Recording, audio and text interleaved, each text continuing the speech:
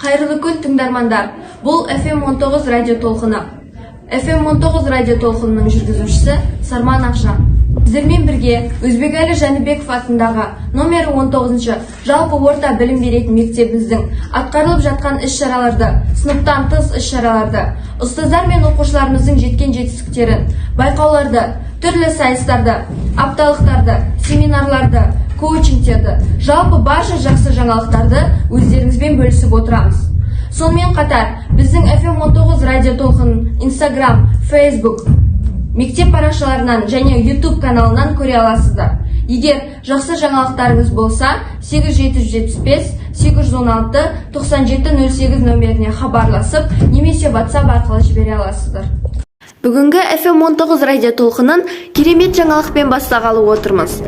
Номер 64-ші Жүсіпбек Аймауытов атындағы мектеп гимназиясының базасында өткізілген волейбол спорт түрінен 5-6 сыныптар арасында біздің мектеп қыздар командасы жүлделі 3-ші орынды иеленді. Жеңістеріңіз құтты болсын. Мектеп парламенті өзін-өзі басқару ұйымы қамқор болу ізгі қасиет тақырыбында 8-ші В сынып оқушылары қамқорлық көмек көрсетті. Сонымен қатар, мектеп президенті және спорт және салауатты өмір салты фракциясы тарапынан білім алушыларға қазіргі жағдайға байланысты онлайн және офлайн білім алудың тиімді, тиімсіз жақтары және омикрон вирусының таралуы тақырыптарында баяндамалар жасалды. Мектеп парламенті өзін-өзі басқару ұйымы қарттарым асыл қазынам тақырыбында қарияларымызбен кездесіп қайтты. Сенбілік жұмыстары әр сенбі күндері жүргізілуде. 24 қаңтар күнінен бастап 1-4 сынып білім алушылары толықтай және 5-11 сыныптар әлеуметтік мәртебеге ие оқушылар бір реттік ыстық тамақпен қамтамасыз етілуде. Сүйіспеншілік пен шығармашылық педагогикасы атты өзін-өзі тану пәнінің 10 күндігі өткізілуде. 10 күндіктің ашылуы Сары Алпыс қызына арналған балаға жүрек жылуы атты тақырыптық сабақтар мен сынып сағаттары көрме ұйымдастырылды. Алтын жүрек анамыз тақырыбында мәнерлеп оқу сайысы. Сүйіспеншілік тақырыптарда челлендждер ұйымдастырылып, құқықтық бейнероликтер жасалынды. Баланы адал қылып өсіру тақырыбында ата-аналар мен рухани әңгімелесулер өткізілді.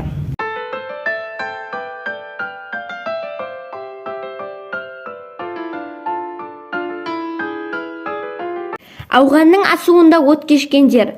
Мектеп парламенті өзін-өзі басқару ұйымының мектеп президенті және фракция мүшелері Қазақстан ардагерлер қауымдастық ұйымына барып, ауғанның асуында от кешкендер тақырыбында ауған соғысының ардагері Сүндет Мендіғұловпен кездесіп қайтты. Не болған? Менде сол 1981-83 жылдары сол ауған соғысына қатысқан адамның бірімін. Енді бәрі айтады ғой, соғыс жаман, ауғанда соғыс дұрыс болмақты ғой. Дұрыс соғыс болмайды. Бәрі бұрыс. Соғыста жасқа қарамайды. Кішіде үлкенде өліп қалуы мүмкін. Қиыншылықтан түсуі мүмкін. Қазіргі жастарға үйрететініміз сол. Ерлік жан дүниенің ұлы қасиеті деген екен бір дана қария.